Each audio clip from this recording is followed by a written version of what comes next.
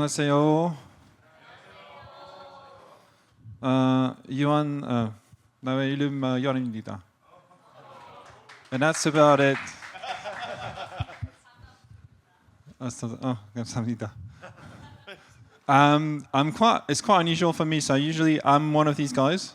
So I'm very, very happy to be moderating. Maybe can we close the door? There's some echo over there actually, or maybe I'll just ignore it. It's okay. I'll just hold my mic a bit lower, and then there's no echo. I'm a bit like a kid here. So some of you know me for trading as such. So I was more into trading from the age of 12, but actually from the age of 7, I was this kid at school who basically wanted to be an astrophysicist. Sadly discovered that I needed to go through a postdoc and got a bit discouraged of like working at NASA. And then, redirecting my efforts towards trading, and some would say gambling. It's not the case, but it's more structured, investing and so on. But kept a love for space. So I think, before that, it's just quite interesting to see that how we can, decomplexify a lot of the subtleties and the intricacies of space in general. So we'll cover quite a lot of subjects. So we've got a really, really, really decent panel here today. Quite difficult to get all these people in the room in one place. But a lot of fun and about 5 hours of material to discuss in the green room, just over half an hour. So we'll try to condense a few things. We're trying to keep it really precise. Do we have any time for Q&A after? I don't necessarily think we do. Okay, so we'll try to be short and sweet, and we'll try to give some space for Q&A at the end. But we'll go through a few rounds. Can just go through a few rounds of intros. Maybe starting with you, General. Do you want to give a little intro on your past as such? So background. So I went to West Point. I had a good engineering education. I went to Oxford to study humanities and economics and politics. I served 34 years on active duty as an officer in the Army. I fought in Vietnam. I came home on a stretcher. I taught at West Point. I ended up, my last couple of assignments, I was the commander of the U.S. Southern Command, so I had oversight of Latin America. And then I was the commander of U.S. European Command and Supreme Allied Commander Europe for NATO. So I had Africa in that responsibility, as well as the Balkans and the rest of the European countries. So I've been out of the military now for 24 years. I'm a licensed investment banker. I've been with more than 100 companies, and I love business development. I love the scientific side. I wanted to be a theoretical physicist before I went to West Point, but I realized that there are other people that could do that, but I was just thrilled to be able to keep my scientific interest up while I was in the military. I did a lot of science and technology development, and here I find myself with a fellow astronaut who I always loved the idea of space travel. And so you have this, we've got blockchain technology, which is the sort of ultimate in a trust-based economy. And we've got cube satellites, which until about 10 or 15 years ago, the US military said, we can't permit these in space because of the danger of nuclear proliferation. So we've got 3 great technologies we're talking about. And for me, what's in it is this is a way to bring the communications revolution to 2 or 3 billion people around the world who are just cut out from access. That's what this is about, integrating mankind and all the benefits that come with it. Thank you, General. Maybe should we go to Sid? You want to introduce yourself in a few minutes? I'll go next. Thank you. Sid Gutierrez. I went to the Air Force Academy, so a different academy than West Point, but along the same lines. I always wanted to be an astronaut, and when I graduated from the academy, I flew F-15s for a few years. I was a test pilot for a few years, and then I got selected by NASA, and I had the opportunity to be the pilot of the Columbia on a medical sciences mission, and the commander of the Endeavour on a mission to planet Earth. We used a synthetic aperture radar to image sites around the world. But perhaps more important, right after I wound up at NASA or was selected, about a year and a half later, we had the Challenger accident. And I had the opportunity to participate in the investigation of that accident and also the return to flight effort. So I spent a lot of time with a lot of great people around the country trying to improve the safety of the space shuttle. When I left NASA, they put me on the Aerospace Safety Advisory Panel, and we made a number of recommendations to NASA that they did not follow through on. And we warned them of a future accident, and they wound up with the Columbia accident, which was sad for me because I had flown that particular vehicle. But at that point, I came to the conclusion that the only way to increase the safety of access to space, by the way, when I was a kid, I was worried that by the time I became an astronaut, that everything would have been discovered and done by then. We would have stations on the moon and Mars, and you know, when I went in, they would say, "Okay, Sid, you've got the run to Mars today. You know, you're taking water out to Mars or something like that." And I'd basically be like a truck driver. Not that there's anything wrong with truck drivers, but that's not what I had in mind. And instead, we haven't even been back to the moon. And the reason is because getting from Earth to near Earth orbit has become very difficult, and we really haven't changed the technology since the 1950s. We've been using liquid bipropellant engines and solid rocket motors, and all the rockets you hear about out there are some version of that technology. And I was convinced, after having been associated and participated in the investigation of those two accidents, we needed to do something different. I was convinced the answer was a hybrid rocket motor, and I thought if we could make access to space safe, reliable, and affordable, then we could make the benefits of space, including small satellites, CubeSats, internet communications, regular communications, Earth observations, available for the underserved populations in the world. And in particular, I thought of countries in Asia, all the islands in Indonesia that would be hard to ever be connected with cell phone towers or anything like that. And at any rate, so I got involved. I found some folks who had a similar idea. We formed a company called VIA, and we've invented about three or about half a dozen technologies that have enabled us to make a hybrid rocket engine, which is an entirely different technology from what you see today. It's essentially, in a hybrid engine, the fuel is a cylinder of solid fuel with a hole in the middle of it, and you inject into that hole a liquid oxidizer, and then you ignite it. And the hole that runs through the fuel becomes the combustion chamber. So it's very simple, has about 1,000 fewer parts than a liquid bipropellant engine. And if you burn the fuel we have, it's a very green product. It doesn't give off toxic gases or anything like that. So we're very excited about it. We believe we can get performance similar to liquid bipropellant engines at a much lower cost, much improved safety, and much improved reliability, which we believe will enable us to put these small satellites, these CubeSats and things like that, into the orbits they need to go into. So if you have a very large satellite that does a lot of things and it's out at geosynchronous orbit or something like that, it's hard to communicate with, but it covers a large portion of the Earth when you're looking from 22,000 miles out. But if you're about 150, 200, 300 miles above the surface of the Earth, you see a lot less of the Earth. So you need a constellation of satellites in order to do your work then.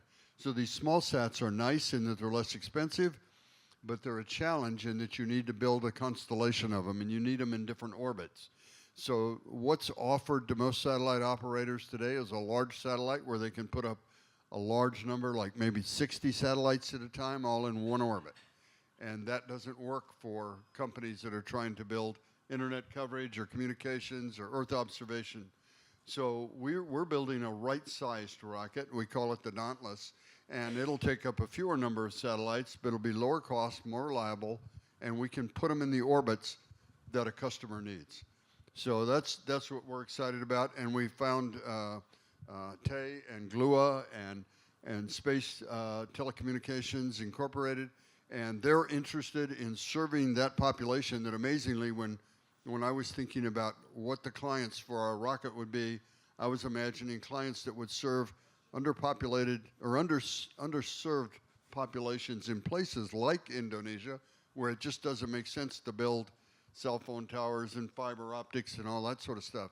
And that's part of their vision too. So we want to work together to expand the internet and make it available to these other populations in the world, as the general was talking about. That's great. Let's maybe go to Tae then as a segue. If you wanna tell us a bit more. Hopefully most of you already here knows me, but I'm Tae. I'm founder of Glua, and we invented Creditcoin. Our company's mission is about connecting people, and we found blockchain as a technology to enable it.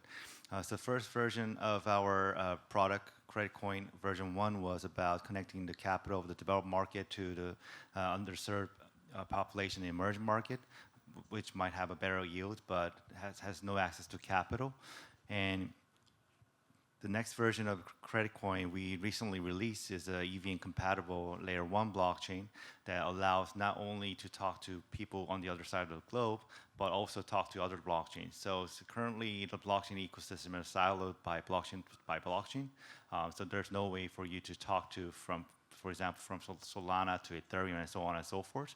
There are technologies like bridges and oracles that go around this problem, but they're not directly solving it. So we also invented this new technology called universal smart contracts that allow you to read information from other blockchain, but also enable you to call functions in another blockchain, basically writing on other blockchains. And also, while we were working on the capital market problem with first version of Creditcoin, we have realized that many portions of the underbanked are also unconnected, not allowed to access to a financial service with the digital means. So we were investigating what's the viable options for these people. And luckily in our company, we had Scott on the left end of this panel, who had a background in aerospace, and he was educating me, inspiring me about this possibility of a new frontier in the aerospace. The space is getting commoditized, and now there's several concepts that we can utilize to build a decentralized version of a satellite constellation, which allows for us to provide connectivity to remote areas. Yeah, so let's maybe move to Mike. If you want to tell us about more about what you do, who you are, and then and maybe just to segue into like how you interact with essentially decentralized technology in general. Yeah, absolutely. Hi, everyone. Mikey Nayak. I started my career as a NASA space shuttle engineer, and after that, in no particular order, joined the Air Force. Got a PhD in astrophysics and planetary science. I did have the opportunity to think about space. I worked on some of the Air Force's first small cube satellites, been to test pilot school, did F-16 flight test, spent a season in Antarctica, and now I work at DARPA. And if you haven't heard of DARPA, the Defense Advanced Research Projects Agency, they're the folks that initially came up with things like the internet, GPS, lasers, microwaves. And part of the mission of DARPA, and this is kind of circling back to your question of how I intersect with these technologies, is the job of a DARPA program manager is really to envision a future. Look at the trend of technologies that we're seeing today, imagine a different future, and then try to build those technologies that can bridge the gap. So imagine a future, and then drag that future into the present. One of the big things, one of the themes of my career have really been space and space technology, next generation space technology. And I've been spending the last few years at DARPA thinking about a commercial lunar economy. And the only reason, it's a relatively new thing to be able to put those words in a sentence, because up until just 2 or 3 months ago, the only people who had been to the moon were large government programs, Apollo, Luna, Chang'e, Chandrayaan. But about 3 months ago, a small company from Houston managed to soft land, for the first time, a commercial lander on the moon. And there's more of that coming. And so the question is, what would a commercial lunar infrastructure look like, a commercial lunar economy? And so if you imagine that I'm a mining company on the moon, and so again, thinking of the vision of DARPA, let's imagine that future, drag it into the present. What does a lunar economy look like? I'm a mining company. I need a couple of things. I need to buy power from somebody. I need to buy robotics from somebody to give me lunar regolith. I process it, I create a product, and then I need a rocket company to bring that product back here to Earth, back here to you. But how does that actually work? How do I pay for stuff? How do I buy on the moon, pay for robotics on the moon, pay for launch to the moon and back, without dialing back home to Earth. It's the equivalent of dial-up internet way back when. If I have to call each transaction I want to make, get a human to approve it, and then come back to the moon with all of the latency that that involves, that becomes the fundamental limit to a commercial lunar economy, which brings me to blockchain. Zero trust is just a geopolitical reality we live in. We need machine-to-machine, peer-to-peer transactions, microtransactions that can happen without humans in the loop. And that's part of what I'm researching at the moment. And I think that leads perfectly into what we're probably going to talk about. I think the zero trust is a common theme about people who've had a. To me, I think on each study, one of us has been to space. There's a cosmic perspective. It's what I always love with space. Is more the cosmic perspective, like just relative, us being, flying on a rock across the galaxy. But going back to some more detail on the technology, Mike, you mentioned a few things on what DARPA had come up with as such. We know everyone knows 5G, but Scotty is a bit of if you can introduce yourself a bit more, yeah, and sure. then tell us a bit more how typically something that most people know as on Earth as 5G, how is it different in space, for example? Yeah. Okay. Great. So Scott Hasbrouck, CTO, Spacecoin. Tae mentioned I kind of inspired him for this idea, and I guess convinced him to start the company and make me CTO. So I've been three things ever since I was about 12. I've been an absolute space nut. I volunteered at a space museum in my hometown. I met Jim McDivitt and helped give tours of his Apollo 9 capsule. And I was an aviator when I was 12, pilot's license when I was 17. And then I started my first business when I was 12. I've been engineering software ever since, back in the early days of the internet over dial-up, actually making a reference to Earth to Moon communications. Done a couple tours in Y Combinator as CTO both times, and started probably 4 or 5 companies, soft exits on some, decent exits on one. And my educational career was as a scientist. I was a chemist and a physical chemist and a spectroscopist. And that leads me up to GLUA. I was actually, for 2 or 3 years, I was an engineering manager, was VP of engineering, and became head of Spacecoin about a year ago. And then, officially, obviously, this was somewhat of a covert secret project we were building. And that leads me to the 5G technology. So it's an interesting combination. So if 5G, the way it works currently on your phone, is you have a fiber optic cable going to a backhaul of the internet, and that fiber cable goes to a cell phone tower. It's about a $250,000 structure over the side of a building with maybe tens of thousands of dollars of radio equipment and what's called a panel antenna on the front of it, and it propagates a signal out in a direction like this, sweeping about 20 degrees. Right, and this is in microwaves in about the 1 gigahertz range, what we call L-band in the business. And it's essentially a handshake using a SIM card or an eSIM as a passcode. I'm abstracting this and making it very simple. And so you have a round-trip path of anywhere from meters to kilometers to what's called the G node B, or the access point in the radio on the side of the building or the tower, to your phone and back. So the way radio waves propagate, they are absorbed. They're a form of light. They're just a very, very, very low frequency form of light, well below infrared radiation. So they are absorbed by buildings quite a bit. They're entirely blocked almost by buildings. So in a building like this is why your signal is quite a bit weaker. If you go into an airplane hangar that's all metal walls, you have almost no signal, or maybe like a Walmart store, right? And then you have foliage like trees, and then you have rain.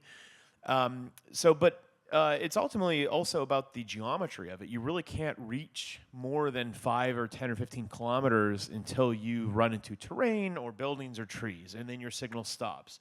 So all that means is this is a great solution in a city like we're in Seoul, because we can just throw up access points everywhere, spread them on a spectrum. We have something called frequency coordination. The G node B is all talked together. 5G is really an amazing technology. Really, the architecture behind it in the layer 2 and the layer 3 underneath the G node B is pretty interesting if you dig into it. All that to say, it works great in dense population areas.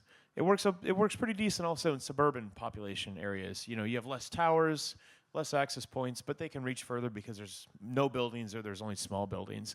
The real challenge of it comes when the cost of a fiber optic cable underground, when you factor in permitting, the construction, the civil engineering of it, and the actual cost of running the cable is about $50,000 per kilometer. And then the cost of building the tower is about $250,000, right? So if you run fiber optic cable, say 5, 10 kilometers, and then build a tower, that's $1 million to give access to, in Seoul, maybe that tower can give access to 10, 15,000 people. Economics there works out. If you're in the middle of Africa and you need to run fiber optic cable 300 kilometers and then build a tower to give access to a village of 500 people that live on tens of dollars per day, those economics will never work out. It's not a technology problem. It's an unit economics cost problem of how the infrastructure is architected. What this solution does is we spent 2 years figuring out how to take a 5G access point and cram it into a box the size of the stools that you're sitting on, and then build an antenna and a very powerful amplifier that can reach all the way from Earth and back to a mobile device. That's what we did. And then we're going to put that on a blockchain. So the difference is there's a couple challenges. Maybe you want me to get into that later, and we can go back to the rest of the panel. That's essentially to set you up what we're going to talk about. We took a 5G access point, put it in a box, and we throw it in space on a rocket. You got to talk about latency. Oh, yeah. Okay, so this is the key thing. Yeah. If you have a geosynchronous satellite up there, which is the way we all started, it does take radio signals and it will bounce them back. So it moves at roughly the speed of light. So it's 23,000 miles out in space. It's 23,000 miles back. So that's 46,000 miles. Light goes 186,000 miles a second. So you've got about a quarter second pause. So if you try to have a telephone conversation with somebody like this, it's extremely difficult. You constantly interrupt because when you finish, there's a pause. You're waiting for the other person, but you're not sure they've heard. So this is the key that Sid's talking about with VIA. This is what the antenna does. It brings the satellite low enough so you don't notice the latency in the transmission. It sounds just like you're talking on a telephone, and you can go back and forth. It also means we can have smaller satellites. So our satellites, maybe they're around $1 million or $2 million, to give you an example. A single satellite that can connect 50,000 devices is about the same cost as a few kilometers of fiber and a tower.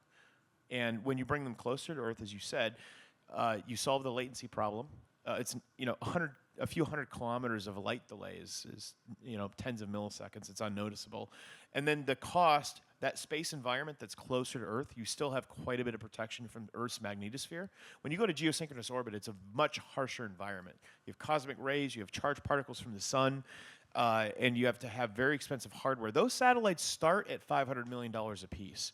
And then you have the problem of how do you make that satellite now serve millions of people instead of one small satellite that you can replace every 5 years when they deorbit that can serve tens of thousands. Mike, did you want to add something? I think that's a great introduction to exactly why the moon is so hard. So if 23,000 miles is hard, 300,000 much harder. Let's go back to more like nearly a philosophical or more a political question around essentially, internet as such, or started, the very decentralized fashion for research as such. We know it's extremely centralized nowadays. There's all sorts of reasons why, infrastructure, gains from efficiency by being actually centralized as well. How do you see this being compensated by essentially space communication, or how do you see like decentralization is in some ways just reinvented as we go into space? So because we are beaming from space instead of building a ground station, we are able to serve many people from, while it's a constellation, but from a couple of hundreds of satellites across the globe. So this allows people to be a part of telecommunication infrastructure without actually having to have billions of dollars to invest in building an infrastructure. So this allows people to, also putting on a blockchain allows people to use this infrastructure without actually trusting any centralized party, so that give access to people to without being censored or being filtered with a great firewall. I don't know if one of you wanted to take the same question. Actually, it's quite open. I'll take it. Yeah, I'll take a shot at it. I've got white hair, so like somebody else mentioned up here, I was around when the internet started, and it actually contributed a lot to our second mission. In '94, we were imaging about 500 sites around the world, and there were a lot of communications and agreements. There's a lot of agreements with different countries about imaging on their sites in their country and who would be gathering data and everything, and things became pretty dynamic. And the internet came along, and scientists were able to communicate back and forth using the internet. And and the geopolitical situation was a little bit different back in 1994. We didn't have, several wars going on in the world and everything, and countries were talking to each other in a little bit better tone, I think. And so at any rate, there we were getting ready to fly, and we had American scientists sending emails to Russian scientists and telling them what data they needed on the ground, and the Russians sending things back saying what they'd like us to collect on the vehicle. And the governments, the organizations, even NASA was sort of out of the loop. I mean, it was just scientists talking to scientists, people talking to people, and I thought it was beautiful. And I imagined, this was the future. I was a little bit naive, and then things came along, and we wound up with search engines that maybe don't search for everything you wanted to. Maybe they leave things out. We wound up with platforms that maybe don't allow you to talk about everything you want to talk to. Maybe they censor certain things and stuff like that. And so I'm hopeful that I was excited in the early 1990s, and that excitement got dashed by what eventually happened. I'm excited that maybe this will decentralize the internet again and enable those scientists or other people or people in these underserved populations of the world that have talents that they can put to use and needs that they have to be able to get on the internet, communicate with who they need to communicate with, and get us back to where I had hoped we would be going originally. So, Well, some countries may not like this. Gen- And you know what I'm talking about, right? Yeah. I mean, yeah. right now, and just to be very practical about this, if you look at what's going on in Eastern Europe, the Russian people don't really understand what their armed forces are doing to the country of Ukraine. They're kept in the dark deliberately. All the information is controlled. And since the internet was developed, China and Russia both put a great deal of effort into being able to ensure that internet service providers could not access their populations without going through controls. And so what this will do is make it much more difficult for the great internet wall of China and for Russia's centralized control to prevent the flow of information. So we think this is a good thing, and we think it would be very difficult for them to jam these satellites. It'll bring up all kinds of international law, all kinds of problems, and we've just got to move the world together.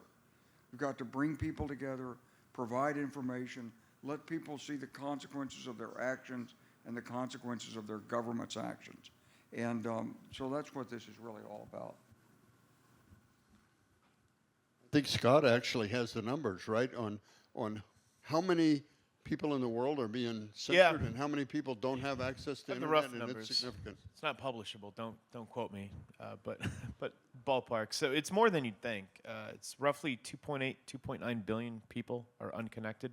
One of our partner nations is Nigeria, country that we've done a lot of work in, and emerging market lending. We believe it's about 38 to 39% of the population remains unconnected. Now, Starlink, for example, is everywhere in Nigeria, but that is a system that was architected with a larger architecture for high-performance fixed satellite service. So it's designed where you need $500, hundreds of dollars of equipment to install it. They are sort of working on a mobile service that's really unclear, but again, it's re-architected not on open standards, and it's going to be very expensive. It's designed for users that want hundreds of megabits per second that are willing to pay $100 per month. Well, when you live on $10 US per day, that's simply not an option. Ergo, Zero trust, right? it's an O&O, and it's not zero trust. And we've seen that, actually. There's been several examples where that system has been turned off for certain people unexpectedly that had various impacts that were rather significant. So there's roughly 3 billion people, or just short of 3 billion people, that are unconnected. Furthermore, of the people that are connected, there's about 3 billion people of those that are censored in a major way by their governments or by the centralized companies that are controlling their connection. So I think there's a lot more problems to solve on the application layer of the internet.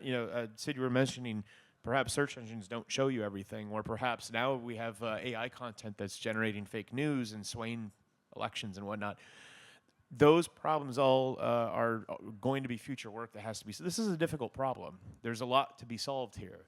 I think our organizations here on the stage and what we hope to build with decentralized even ownership and operation of these satellites, by allowing open sourcing them and allowing others to actually join the network and operate the satellites. This won't, at the end of the day in the future, this won't be a closed constellation. It'll be an open constellation.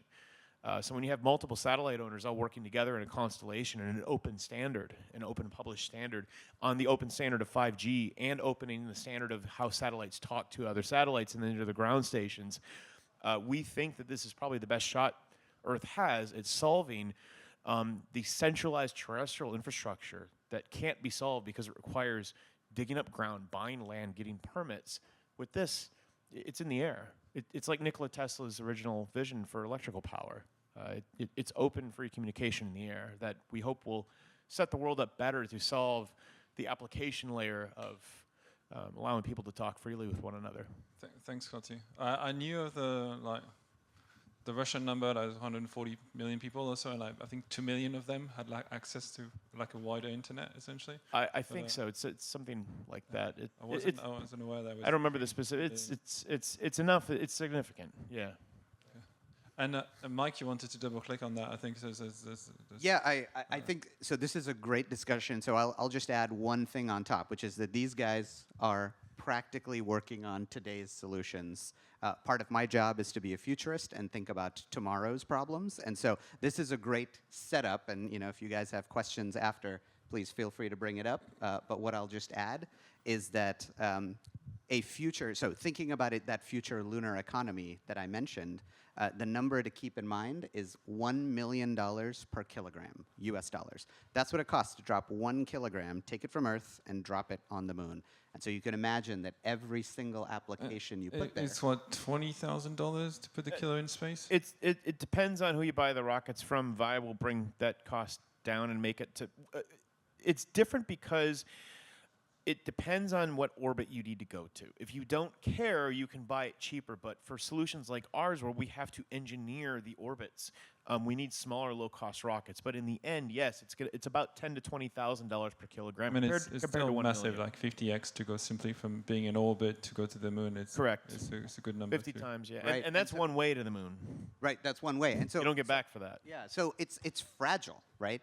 What that means is that if you don't deploy it correctly, if it's not low latency, if it's not zero trust, if you leave this stuff out, this fledgling lunar economy, our first ever off-Earth economy, could very easily fail.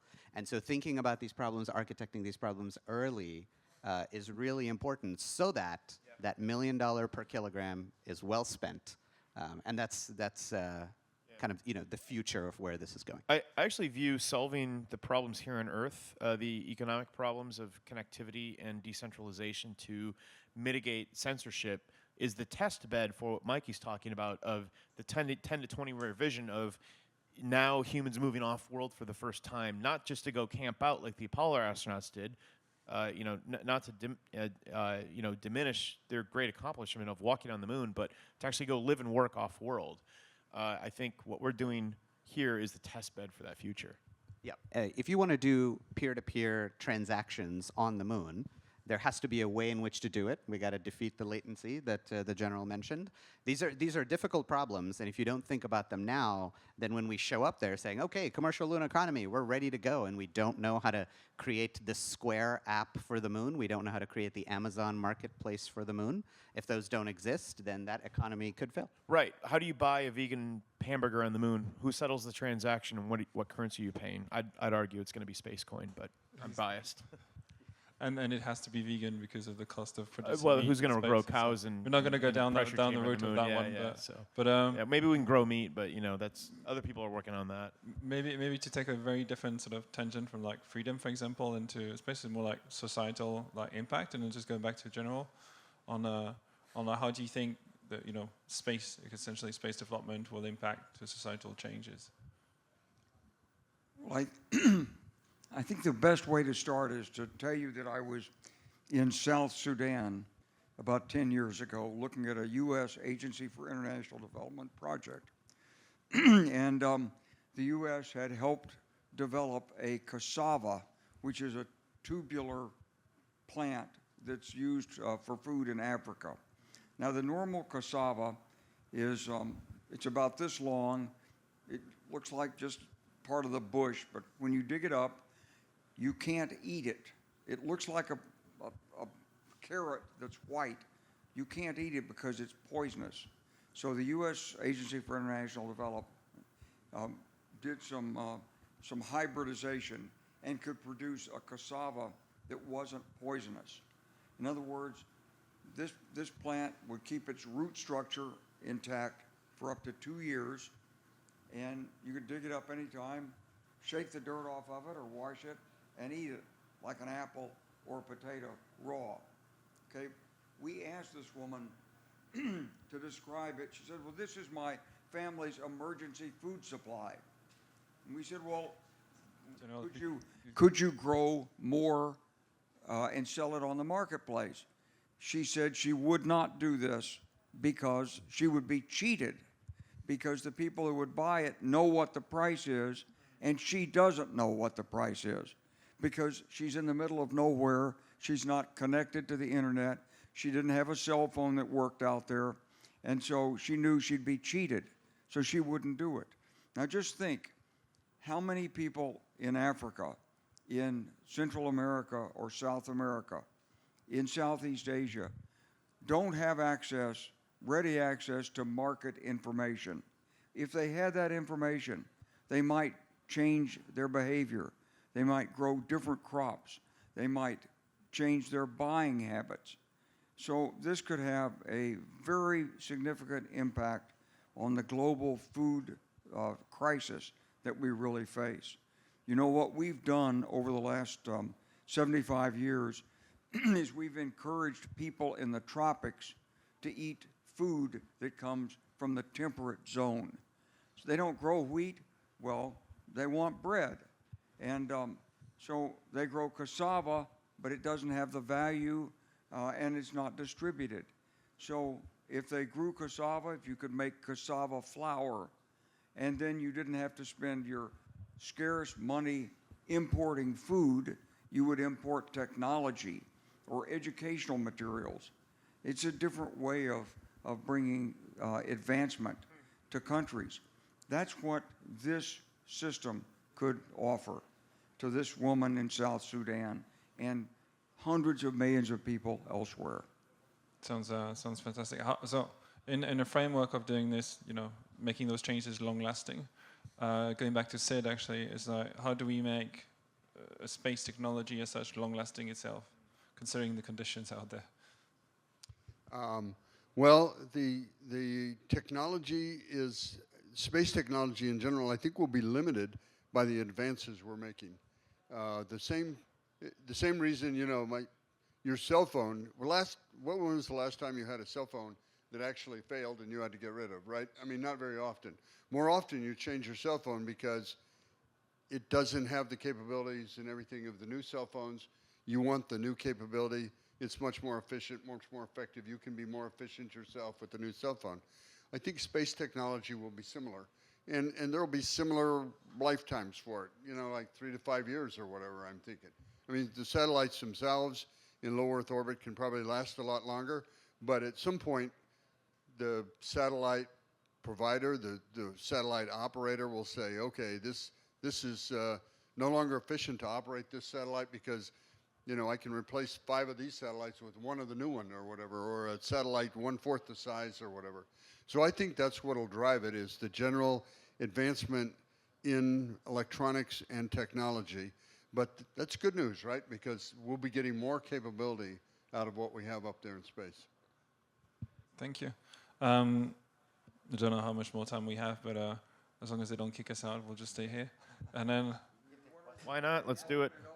no, we will. Just one last question before opening up is that for entrepreneurs, investors, people who want to get involved with the space, I'm one of them, and then don't necessarily know where to start. How would you go about it? So if each of you can actually give a short answer, that would be quite nice. The question is how to get involved in space in general, how to get involved in Spacecoin. Space economy, Spacecoin. Oh, yes, yeah. So I think I'll take it from the builder's perspective, just because I'm the lead of the engineering. I'd say if you want to get involved, send me an email, find me on LinkedIn. I'm looking for a wide variety of engineers. We'll need blockchain engineers to build this. If you want to build the first blockchain constellation, Substrate. We talked to John here, and then I think really what I'm interested in is I'm looking for people that are want to write embedded software on board or doing FPGA work. That's what I'm looking for. So. Thank you, Mike. Yeah, space economy. I'll take it from the investor perspective. I think that if you're looking to invest, two things you should know. The first is space is the future. I think you've heard a lot of that from these esteemed panelists today. The second is space is hard. So if you are thinking about investing in this space, get your big boy pants on, because there's a lot of risk to be taken, but there's a lot of reward to be had. Space is the future. Space is hard. General, maybe you have a... No, I think you have to start at the software side if you're an individual entrepreneur on this, because you don't have the ability to get the hardware. So my basic recipe for entrepreneurship is this: you have basic skills, find a company that's doing something you like, get with the company, learn how to do it, find people that you like in the company. When you're ready to launch on your own and you have your own idea, then you take that launch. But you make sure before you do the launch that there's no failure mode that is going to be inevitable that you hit. And you make sure you have the personal survival money to ride with the company for a couple of years. If you do that, and most people do it in software, because what they do is they join a company, they find what's going on, and they say, aha, there's a more efficient way to do this. We cut out a step, we do this, we do that. And this is really the way that so many people have made it in the software business. They found inefficiencies. So I would invite you to come to the United States and get rid of credit cards for us. Now, we've been trying to do this for the last 20 years. We can't break through the commercial banking system because they're charging 2.5% on every purchase that goes to the bank for handling the credit cards. And so that's a huge inefficiency. There's got to be some way to cut this out.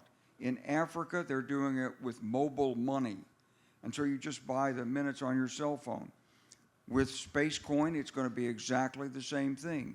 You're going to cut out the commercial banking system, and that's going to be more efficient.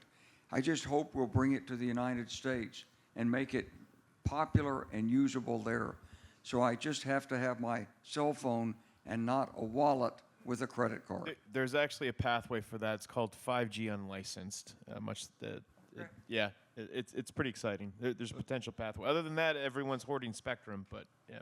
For the audience, it's not necessarily ironic. It's very interesting to see the general actually saying this, being ex-Goldman Sachs, and and especially from a U.S. context where every pictures of a European or an Asian talking about an American is having 30 different credit cards or something like this, which is probably the minimum number you need to survive over there. And it's just it's a very interesting context. So I'm also all about efficiency. So the United States, we're not leading technical innovation in many areas. The technical innovation happens elsewhere. We've already got our infrastructure plugged in. Our electricity net is a hodgepodge. It's not up to date. The same thing with our communication system. The same thing with our banking system. So when a country like Korea is building fresh, it's more modern than the United States.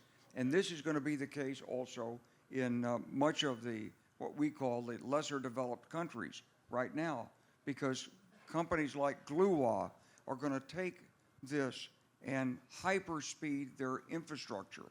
So Indonesia won't need 1 million miles of fiber optic cable. I think you're spot on that. I think we'll have more internet-connected phones in a few years or 3 years in Africa than there are in the United States. I think that'll eclipse it very fast for that exact reason.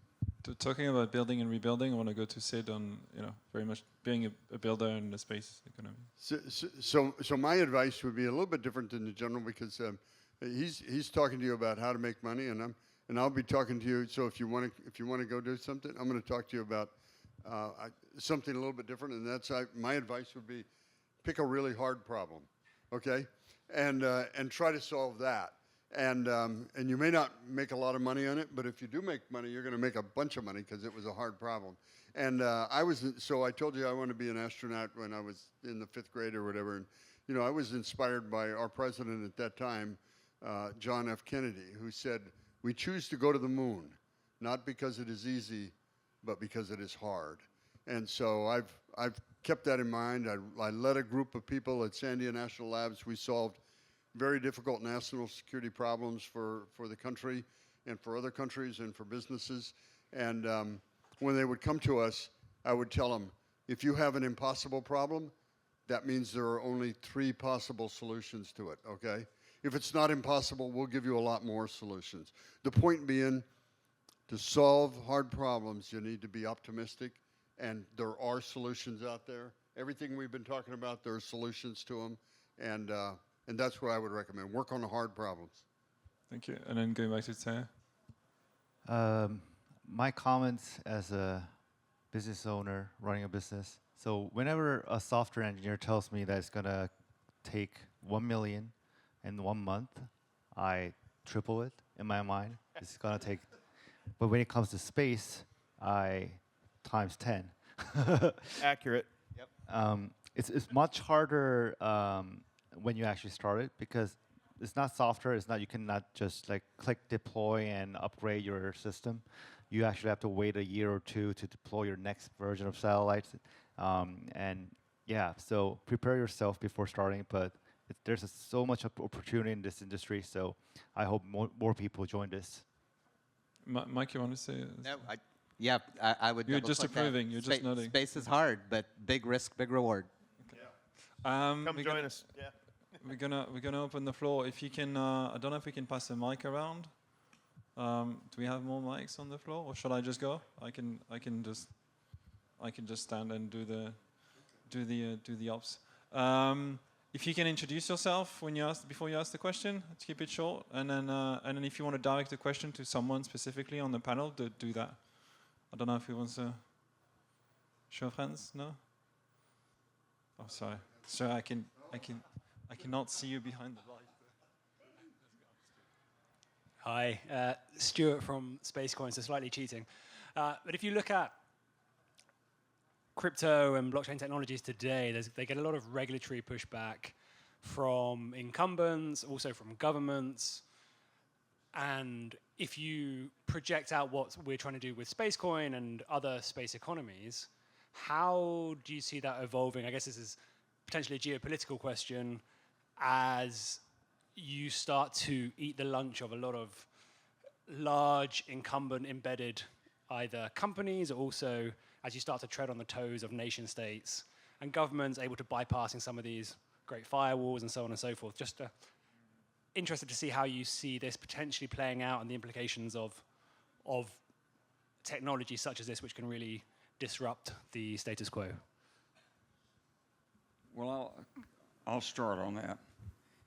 Look, nations want their own currency, and nations want to protect their currency, and they want to use it to control the economic development and economic environment in their country. So nations are not going to immediately drop their national currencies and go to Bitcoin. Sounds like a nice dream. It's not going to happen. And so this is, the world is complex. There's plenty of room for cryptocurrencies with national currencies. There's, there are places, there are circumstances, and eventually, if we move forward together and bring people together, we won't have these issues that we have now. But what you have going on in the currency market today is you have the United States with its fiat currency. It's about 60% of world trade.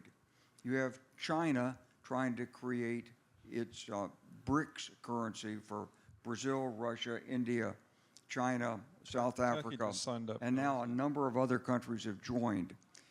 Turkey's now applying. And they don't want that to be fiat currency. Nobody trusts the Chinese alone because of what they do with currency manipulation. So they're thinking it could be backed by gold. But the thing about backing a currency by gold is that gold has no intrinsic value. You can't eat it. You can't smoke it. You can't grow it. It's heavy. Now it is scarce, but the truth is it's not nearly as scarce as people think it is. And with new progress in chemistry and other things, alchemy is not far away. So if you think that gold solves all the problems of fiat currency, you better be very careful. So really, it's all about trust. And I come back to blockchain technology.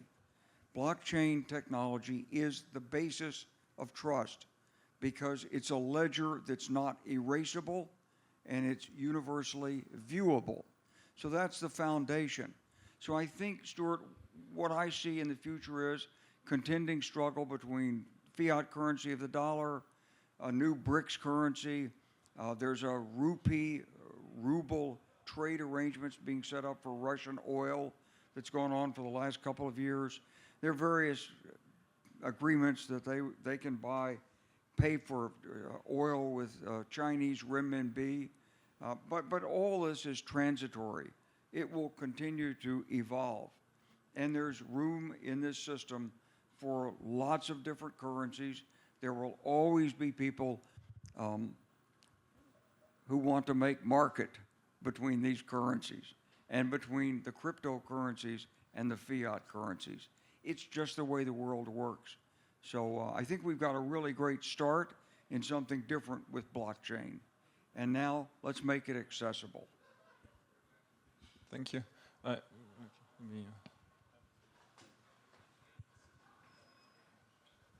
First, thank you for the great discussions and innovation from so many of you. I've been, I guess, helping Africa also for the last maybe 25, 29 years. Blockchain, great technology of trust. Africa went from having no fixed phones to mobile, so they skipped one. And I think satellite helps a lot. Then came something along where governments starting to regulate air frequencies. And for example, the price of like a mobile cellular phone went through the roof not because the phones are expensive, not because the cellular towers are expensive, because people decided to regulate space or regulate free air. How do you see this as an issue, or how to maybe address this issue in the context of satellite in your solution? So, the spectrum is regulated for a good reason. For example, I'm just repeating what I learned. For example, Wi-Fi technology was not widespread because it has no inherent architecture to regulate the spectrum to not disturb each other. So for example, when I was living in a dorm, when I was going to college, I was getting my Wi-Fi jammed all the time because there's like 60, 70 Wi-Fi routers on the same floor, everyone running, like disturbing each other. For that kind of reason, governments or any regulatory body has to regulate who's going to use what kind of spectrum so that they can avoid it disturbing each other. So I don't think this is an obstacle that blocking us from progressing. And also, there are technologies that allows you to moderate between different nodes of the network to avoid interrupting each other. So that's a technological go-around that we can also get implement in our system too. I'd follow that up. That's exactly correct. And really, what you need is it's a protocol. You need a protocol, and with the devices in your hands and pockets, it's an international organization called the 3GPP that creates that standard. It's so we're currently on our satellite runs on what's called 5G release 17. There's a specific version of it called non-terrestrial networks. The physics is slightly different when you're a vehicle going 17,000 miles per hour overhead. You have Doppler shifting, the frequency shifts. I won't get into the details. Come find me afterwards if you want to nerd out about it. But what is spectrum is a scarce resource. It's scarce per unit air, right? There's only so many megahertz or kilohertz per part of the air. So what is happening, though, is our devices, we're getting better at building small radio technology that can go higher in the frequency, so we're creating more landscape. And now there's a second organization called the ITU that is basically like a coordination layer between nations. And what's very exciting, we looked at what happened with Wi-Fi. Wi-Fi uses what's called the International Science, I forget what M means. They're open bands. And it uses, rather than a company owning spectrum like one would own land, like mining rights in a way, it established what's called automated frequency coordination. So your Wi-Fi routers and your Wi-Fi devices, the access points actually run basically like a quick lookup table, and there's automated algorithms that kind of balance out and make it equitable use of spectrum between all the devices in the room. This is happening right now as we sit here with Wi-Fi in the air that we're breathing. So what's very exciting is now the ITU has gotten a large number of countries on Earth on board with the idea of unlicensed 5G. So, in a lot of the countries, we are going to work in the licensed spectrum, and that's a problem we're able to solve. But this is going to quickly, the world is moving in the direction of open standards and unlicensed spectrum with automated frequency coordination, which also you can run in a decentralized manner, the automated frequency coordination. So you're absolutely right, it's a challenge. This is a hard problem, and we can solve it now on licensed spectrum, and we are and we will. But I think the world is moving in a direction of seeing the success of Wi-Fi and applying that to 5G and 6G devices. So I want to just pitch in with one thought. So in the early 1990s in the United States, a couple of engineers discovered that they could create a spark that was up 2 to 3 gigawatts in width, and they could actually slice that spark that had a duration of maybe half a second or less than a second into millions of pieces. And in those pieces, they could embed information. And so they formed this company called Time Domain. And they, if they used it, they discovered that it didn't actually interfere with the frequency spectrum because the spark was so instantaneous and it was such a broad base that, and it was, it carried a long way. So they went to get it licensed by the Federal Communications Commission. But the FCC checked with the existing cell phone companies, and there were several at the time, and they were just getting started. And they insisted that there would be a problem, and they insisted on testing.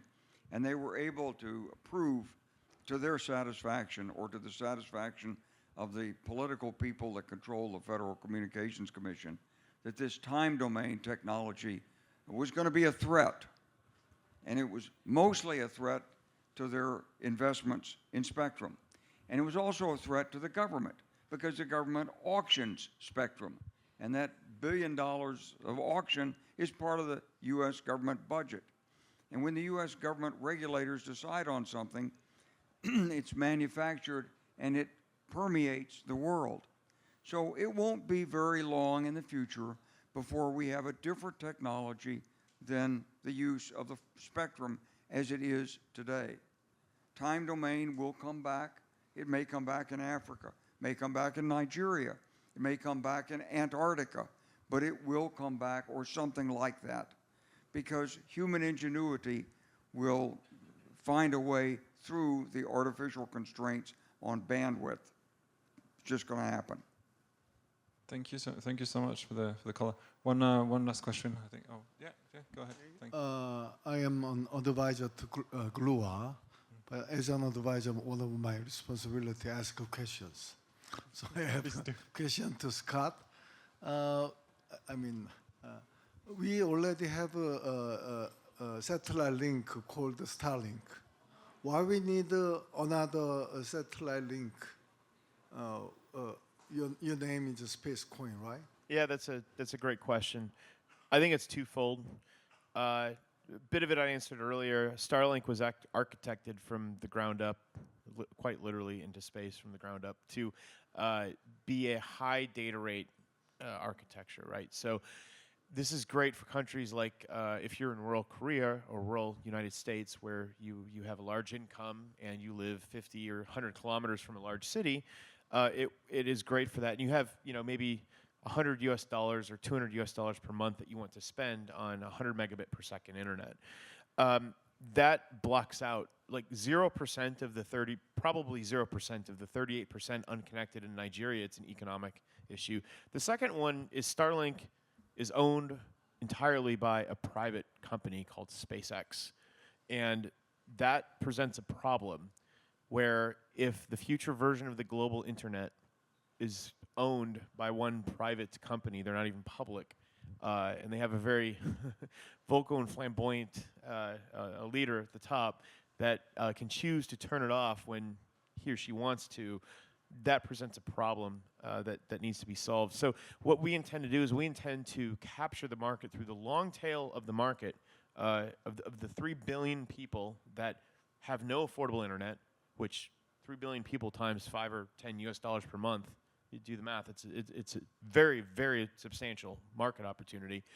And we tend to leverage high margins on that because the margins of this, based on the cost, it's like 90% estimated. So we intend to leverage those margins to grow an open network where the satellites and the ground stations are owned and operated by a wide variety of, no one party controls the ground stations. So I think there's other problems yet to be solved in terms of differentiating ourselves from that, but those are the two big ones in my mind.